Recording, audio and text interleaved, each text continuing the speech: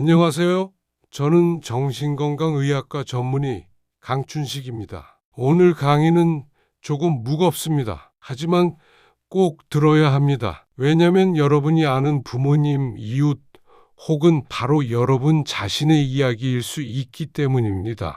한국은 전 세계적으로 봐도 노인 자살률이 매우 높은 나라에 속합니다. 단순히 높은 편이 아니라 상위 1에서 3% 수준의 극단적으로 높은 국가군이에요.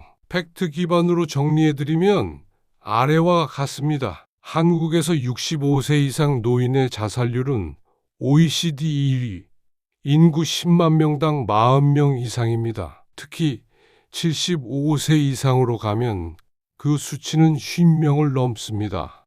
다시 말해 하루에 12명 이상 노인이 스스로 생을 마감하고 있습니다. 이건 통계가 아니라 현실입니다. 제가 진료실에서 늘 듣는 말이 있습니다. 선생님, 이 나이에 뭘 더 바라겠어요? 살 이유가 없어요. 가족한테 짐이에요. 이 세 문장 안에 노년 자살의 80% 이유가 다 들어있습니다. 첫째, 역할 상실감. 은퇴 후 사회에서 자신의 역할이 사라집니다. 직장에서는 부장님이었고, 가정에서는 아버지였지만, 이제는 쓸모없는 노인이라는 인식이 스스로에게 박힙니다. 이걸 심리학에서는 존재가치 상실 증후군이라고 부릅니다. 실제로 연구에 따르면 사회적 역할이 사라진 노인은 우울증 발병 위험이 63% 증가합니다.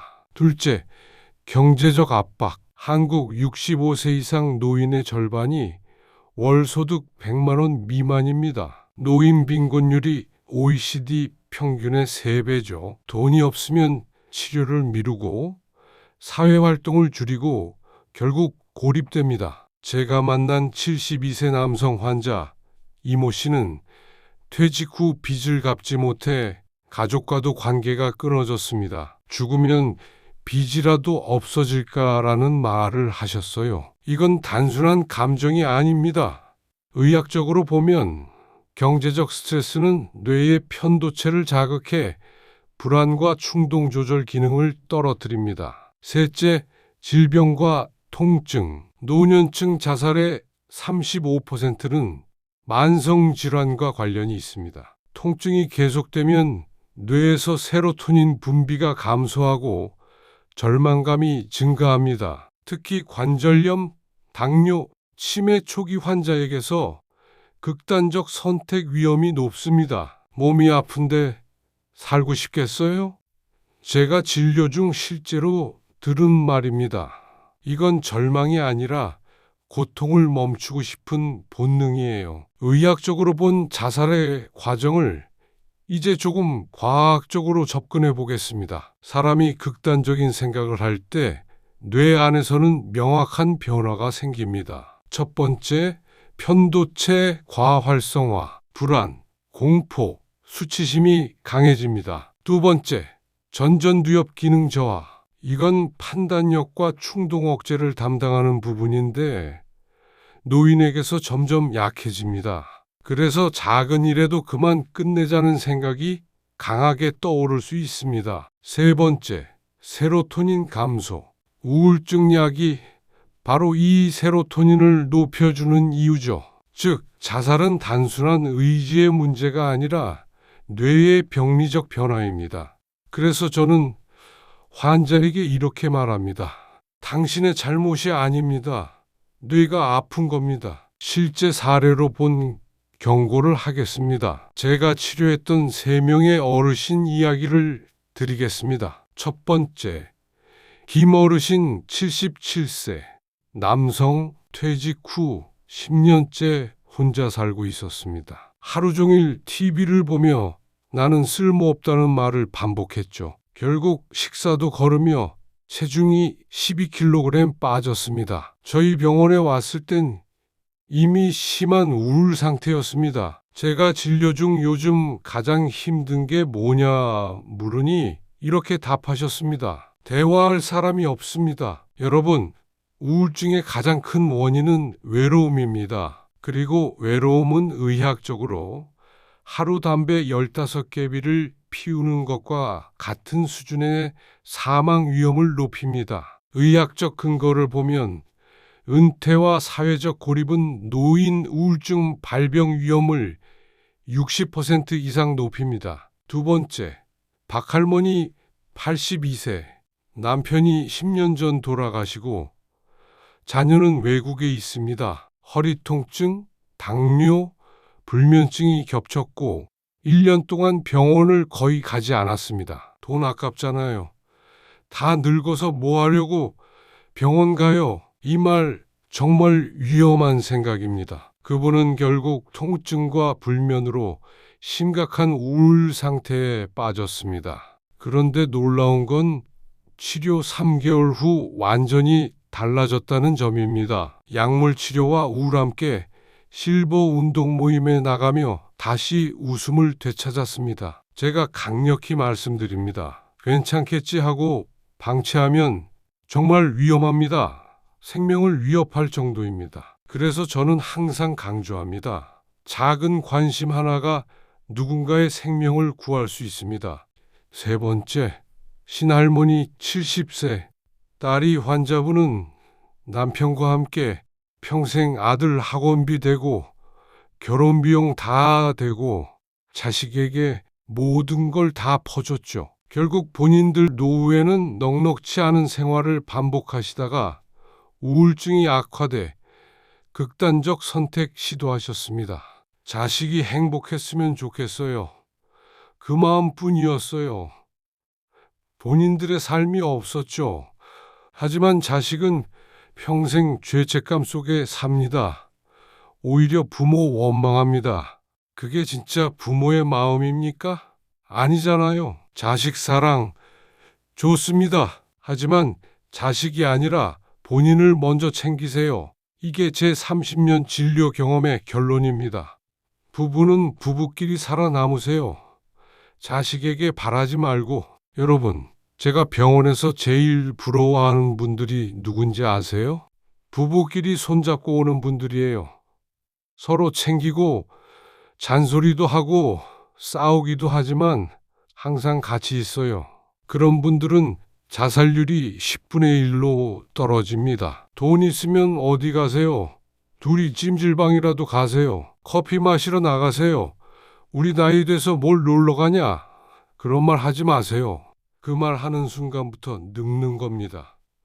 부부끼리 대화하고 웃고 싸우는 게 치매도 예방하고 우울도 막습니다. 이게 과학적이고 의학적이에요. 하버드 의대 연구에서도 사회적 연결이 있는 사람은 수명이 8년 더 길다고 나옵니다. 반대로 배우자가 사망했을 시에 오는 정신적인 부분을 의학적으로 설명하겠습니다. 사랑하던 배우자가 떠나면 우리 뇌의 도파민 회로, 즉 보상 회로라고 하는 부분이 꺼져버립니다. 그래서 갑자기 아무것도 하기 싫어집니다. 밥맛이 없어지고 눈앞이 흐려지고 하루가 너무 깁니다. 이게 바로 무기력이에요. 사랑하는 배우자를 잃으면 뇌의 행복 회로가 급격히 꺼집니다. 도파민과 세로토닌이 감소하면서 의욕과 기쁨이 사라집니다. 아무것도 하기 싫고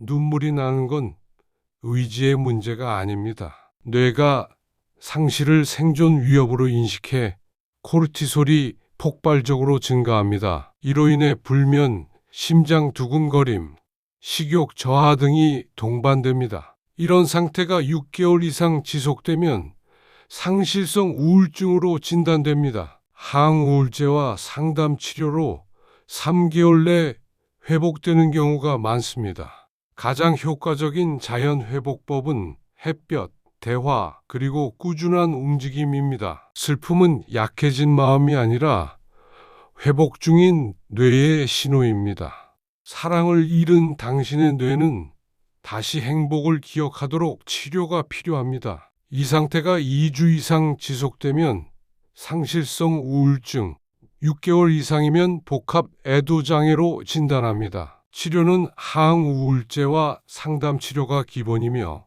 3개월 내에 회복이 가능합니다. 규칙적인 생활, 햇볕과 걷기, 대화와 사회적 활동이 큰 도움입니다. 영양과 수면 관리도 중요합니다. 자살 생각이나 일상불능이 나타나면 즉시 전문 도움을 받으세요. 슬픔은 뇌가 회복 중임을 보여주는 신호입니다. 적절한 치료와 생활 관리로 다시 삶의 의욕을 회복할 수 있습니다. 그래서 이와 같이 가장 무서운 신호는 외로움입니다. 그래서 우리 모두가 해야 할 일을 말씀드리죠.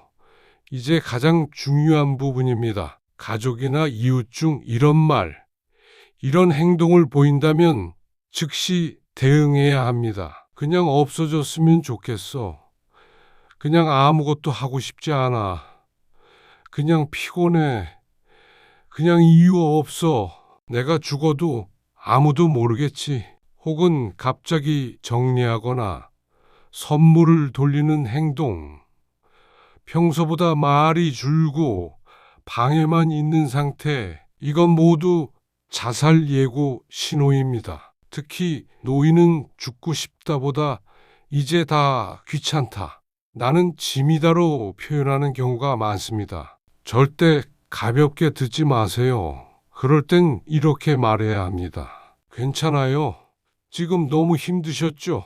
밖에 나가서 밥 먹어요. 그리고 즉시 정신건강의학과, 보건소, 1393 자살예방센터에 연락해야 합니다. 망설이는 사이 한 생명이 사라집니다. 예방과 과학적 근거로 접근을 하면 살릴 수 있습니다. 의학적으로 입증된 노인 자살 예방법 3가지가 있습니다. 첫 번째, 사회적 연결 유지. 주 1회 이상 대화나 모임을 유지하는 사람은 자살 위험이 70% 낮습니다. 실제로 서울대 연구팀이 5년간 추적한 결과입니다.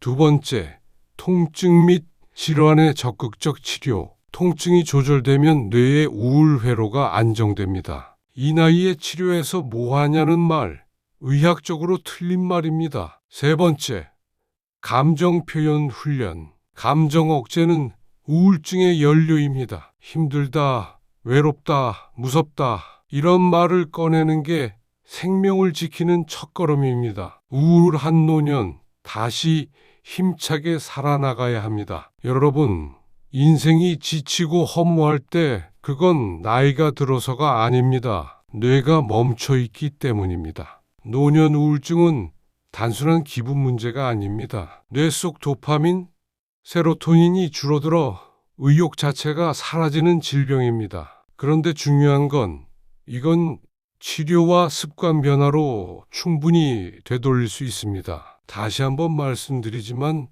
아주 기초적인 것들이에요. 첫째, 매일 몸을 움직이세요. 운동은 항우울제보다 강력한 효과가 있습니다. 걷기 30분이면 세로토닌이 2배 증가합니다. 둘째, 사람을 만나세요. 혼자 있는 시간이 길수록 우울증 위험이 3배 올라갑니다. 말을 나누는 행위는 뇌를 활성화시키는 최고의 약입니다. 셋째, 새로운 것을 배우세요. 악기, 스마트폰, 외국어, 뭐든 상관없습니다. 새로운 학습은 뇌의 신경세포를 다시 연결시킵니다. 70세에도 뇌는 스스로를 젊게 만들 수 있습니다. 넷째, 자식에게 기대지 마세요. 돈 주고 마음 상하지 마세요. 그 돈으로 여행하세요. 밥 사 먹고 친구 만나세요. 내 인생의 주인공은 여전히 나다. 이 마음이 우울을 이깁니다. 다섯째, 목표를 만드세요. 작은 화분을 키우든 봉사활동을 하든 아침에 일어날 이유를 만드세요. 목표가 있는 노인은 그렇지 않은 노인보다 평균 수명이 7년 깁니다. 마지막으로 꼭 기억하세요. 나이 든 몸보다 더 위험한 건 멈춘 마음입니다. 움직이지 않으면 근육이 썩듯 생각하지 않으면 인생이 녹슬어 갑니다. 당신은 아직 살아있고 오늘도 바꿀 수 있습니다. 의사로서 확실히 말씀드립니다. 우울은 병이지만 회복은 결단에서 시작됩니다. 자, 마무리를 하자면 살아야 할 이유는 만들어지는 겁니다. 마지막으로 꼭 말씀드리고 싶은 게 있습니다.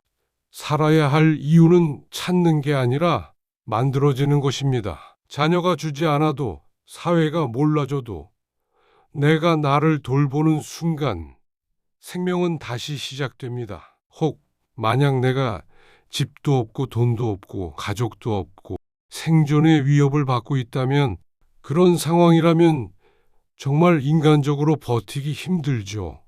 그건 단순한 우울이 아니라 생존의 벽 앞에 선 절망이에요. 하지만 의학적으로, 심리적으로, 사회적으로 거기서부터 다시 일어서는 법은 분명히 있습니다. 잘 들으세요. 첫 번째는 생존부터 복구해야 합니다. 돈이 없고 집이 없으면 그건 정신력이 아니라 구조의 문제예요. 이럴 때 가장 먼저 해야 할 건 도움을 요청하는 것입니다. 보건소, 주민센터, 복지센터에 가서 기초생활수급자 신청하러 왔습니다.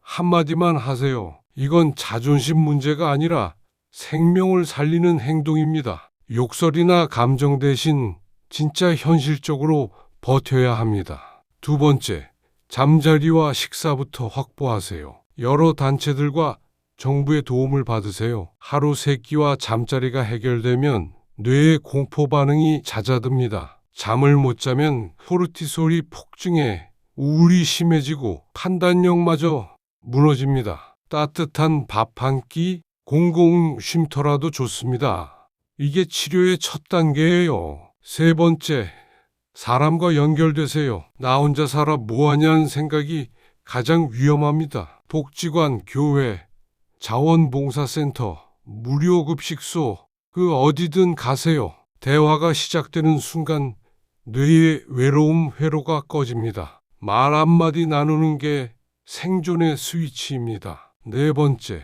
몸을 움직이세요. 운동은 항우울제보다 강력합니다. 단 20분 걷기만 해도 세로토닌이 분비돼 우울이 40% 줄어듭니다. 몸이 움직이면 마음이 따라 움직입니다. 다섯 번째, 목표를 아주 작게 정하세요. 내일은 햇볕 아래서 커피 한 잔 마시자. 내일은 복지관 가서 밥 먹자. 이 정도면 충분합니다. 작은 목표를 세우는 순간 뇌는 살아있다는 신호를 받습니다. 일상 속에서 아주 작고 소소한 행복과 성취를 얻어합니다. 그건 어렵지 않습니다.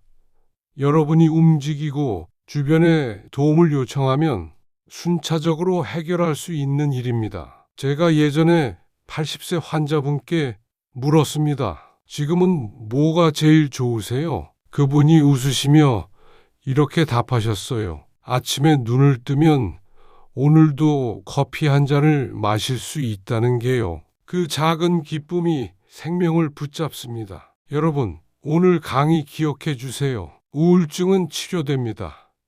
자살은 예방됩니다. 혼자 두지 마세요. 묻지 말고 찾아가 주세요. 그게 한 생명을 살리는 첫걸음입니다. 감사합니다. 여러분, 구독과 좋아요 부탁드립니다. 이 채널 주인에게 아주 큰 힘이 됩니다. 모두 건강하세요. 행복하세요.